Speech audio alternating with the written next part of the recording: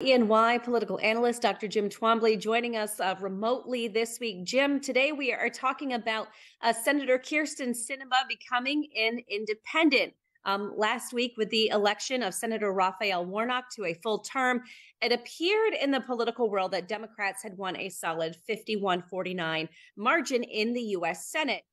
This would have led the Democrats to have partisan advantages on all committees and also help speed any future appointments to the administration or on the courts. But then Senator Kyrsten Sinema of Arizona making a big announcement that she is switching her party enrollment back home from a Democrat to an independent.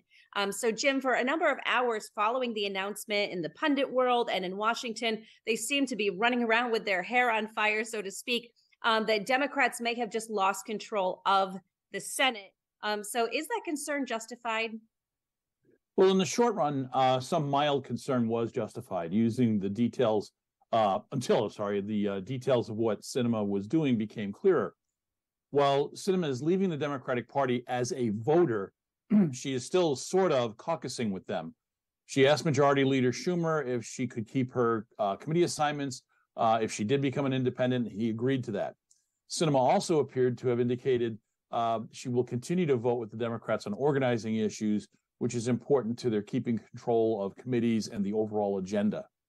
Okay. And if she's going to be voting with Democrats on most of these organizing issues, what was the basis of any philosophical split between her and other Democrats in the Senate?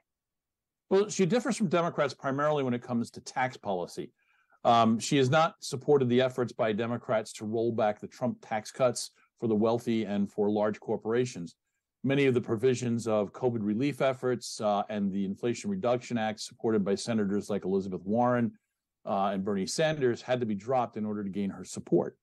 Okay. And is there a more practical reason that she might bolt from the party? Yes, because she was seen by many in the party, both in D.C. and in Arizona, as a hindrance to furthering their agenda. She was likely going to face a strong primary challenge for 2024. Polls have been showing her with very low approval ratings among Democratic primary voters, and head-to-head polls show her losing to possible contenders, including Congressman Ruben Gallego. Okay. And could she still be a factor in 2024? Yes, she could run in the general election as an independent, split the Democratic-leaning vote, and elect a Republican.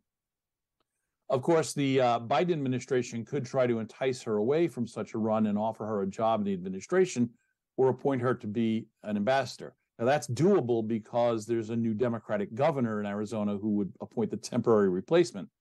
It's a blatant political move, but would not likely hurt the Democratic candidate enough to cause them the election. It's still a long way until 2024, and a lot can happen in that time. That is very true. So, Jim, Indeed.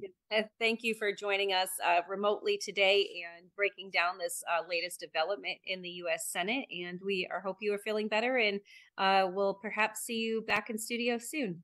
Indeed.